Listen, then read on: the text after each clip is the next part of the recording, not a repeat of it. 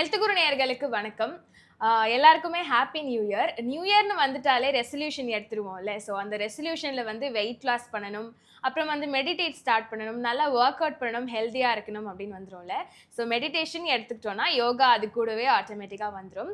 யோகால என்னென்ன ஸ்டார்ட் அப்ஸ்லாம் நம்ம பண்ணலாம், பிகினரா இருக்கோம் அப்படின்னா என்னென்ன விஷயங்கள்லாம் நம்ம லேர்ன் பண்ண வேண்டியிருக்கு அப்படின்னு சொல்லி இன்னைக்கு நம்ம கூட விரிவா பேசுறதுக்கு யோகா இன்ஸ்ட்ரக்டர் திரு கிருபானந்தன் அவர்கள் இணைஞ்சிருக்கிறாங்க. வணக்கம் சார். வணக்கம்.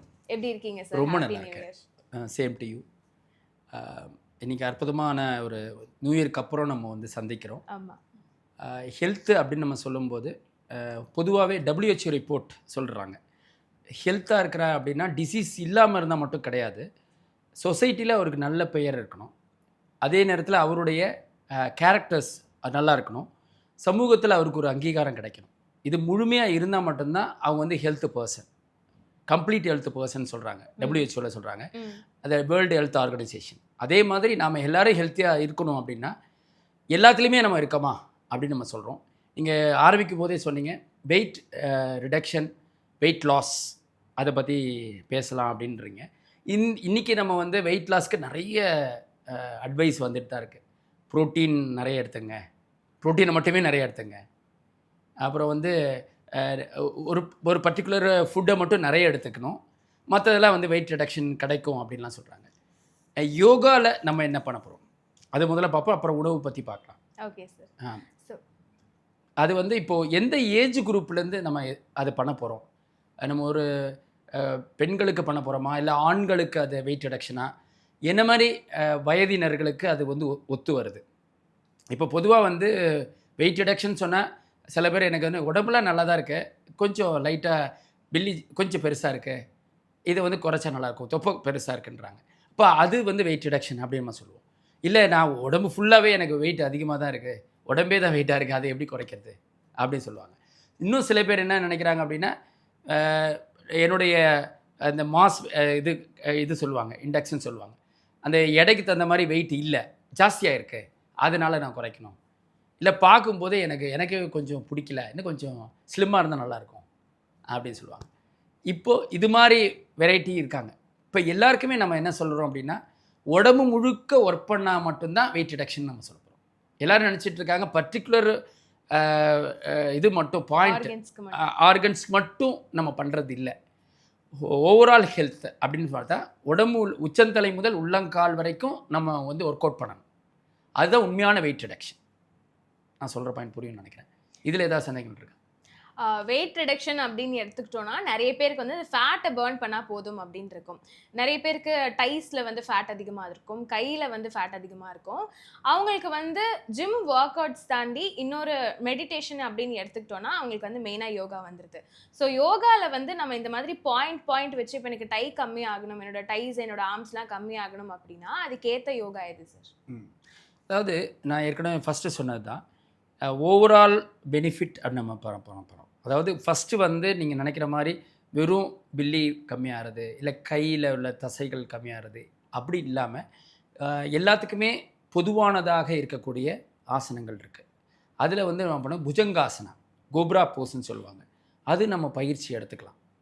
அதில் ஆர்ம்ஸ் நிச்சயமாக நமக்கு வந்து கண்ட்ரோல் ஆகும், நம்முடைய பில்லி கண்ட்ரோல் ஆகும், நம்முடைய தை மசில்ஸ் கண்ட்ரோல் ஆகும். சலபாசனா அப்படின்னு சொல்லக்கூடிய ஆசனம், அந்த ஆசனங்கள் வந்து ரொம்ப அற்புதமான ஒரு விஷயம். அப்புறம் உத்தான பாதாசனா, ஒரு குறிப்பிட்ட ஒரு 5 ஆசனங்கள் வந்து நம்ம சொல்லலாம்.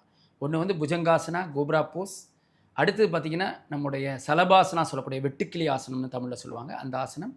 அடுத்தது உத்தான பாதாசனா. உத்தான பாதம் அப்படின்னு சொல்லும்போது 90 டிகிரியில் நம்ம லெக்கை ரைஸ் பண்ணுறது, அது வந்து சப்போர்ட் தோளில் வச்சுக்கலாம்.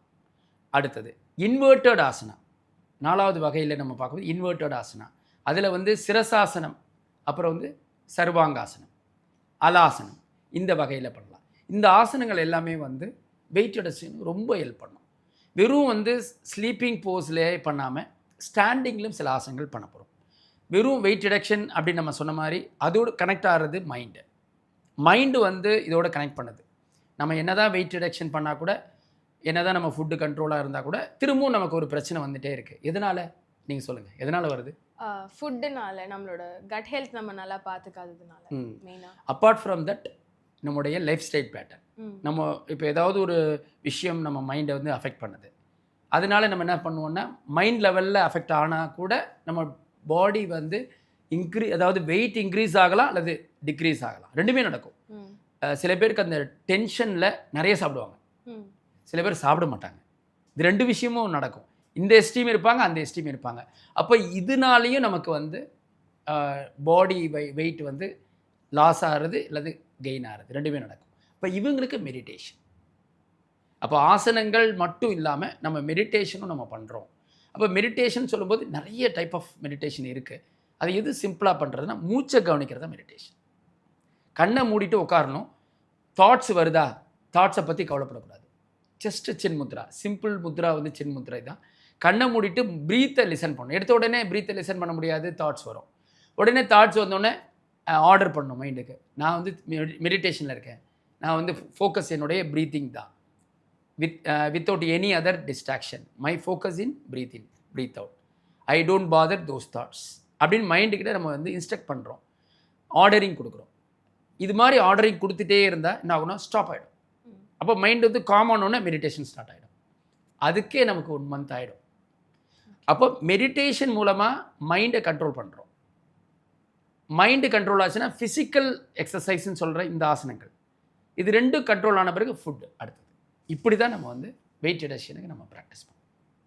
சார், யோகாவில் வந்து எந்த அளவுக்கு கேலரிஸ் பர்ன் பண்ண முடியும் சார்? இந்த வெயிட் லாஸ் அப்படின்னு எடுத்துக்கிட்டோம்னா கேலரி பர்ன் பண்ணுறது தான் ரொம்ப முக்கியமான விஷயமா இருக்குது.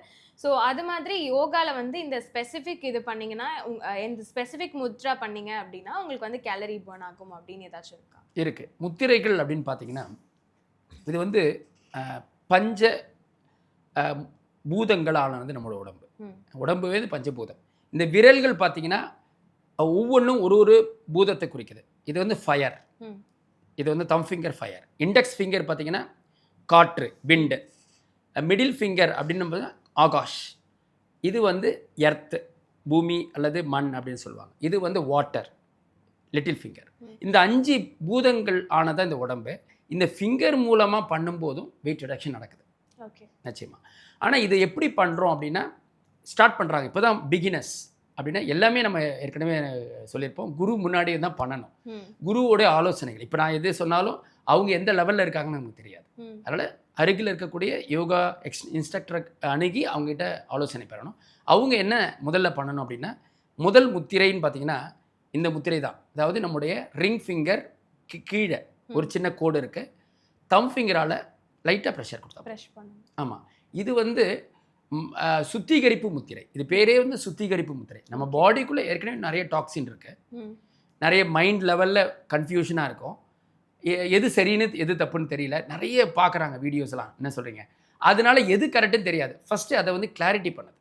இந்த முத்திரை தான் ஃபஸ்ட்டு ஆரம்பிக்கிறோம். இது பேர் சுத்திகரிப்பு முத்திரை. இது வந்து ஸ்டார்ட் பண்ணும்போது 5 மினிட்ஸ்லேருந்து 15 மினிட்ஸ் வரைக்கும் பண்ணலாம். எம்டி ஸ்டொமக்கில் தான் பண்ணணும். ஓகே, இந்த முத்திரை முதல்ல ஆரம்பித்து ஒரு 14 டேஸ் பண்ணணும் கண்டினியூ.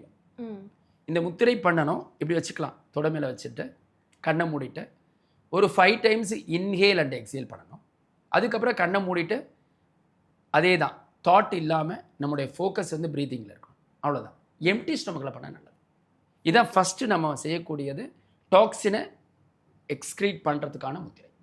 இதுக்கப்புறம் தான் வெயிட் ரிடக்ஷனுக்கான முத்திரை போகும். ஒரு 15 டேஸ் ஆன பிறகு நம்ம வந்து பண்ணுவோம். அந்த முத்திரை பார்த்தீங்கன்னா கவனிங்க, நிலம் தொடர்புடையது. நம்ம பாடி வந்து மண்ணு தான், இந்த உடம்பே மண்ணுன்னு சொல்கிறாங்க, ரைட்டா? அப்போ நம்முடைய மோதிர விரல், இந்த நமக்குடைய இந்த கட்டை விரல் சொல்லக்கூடிய இந்த இதை ஃபிங்கரை நம்ம வந்து பிடிச்சிக்கணும். பிருத்திவி முத்திரைன்னு இன்னொரு பேர் இதுக்கு. கண்ணை மூடிட்டோம்னா இது ரொம்ப ஹெல்ப்ஃபுல்லாக இருக்கும்.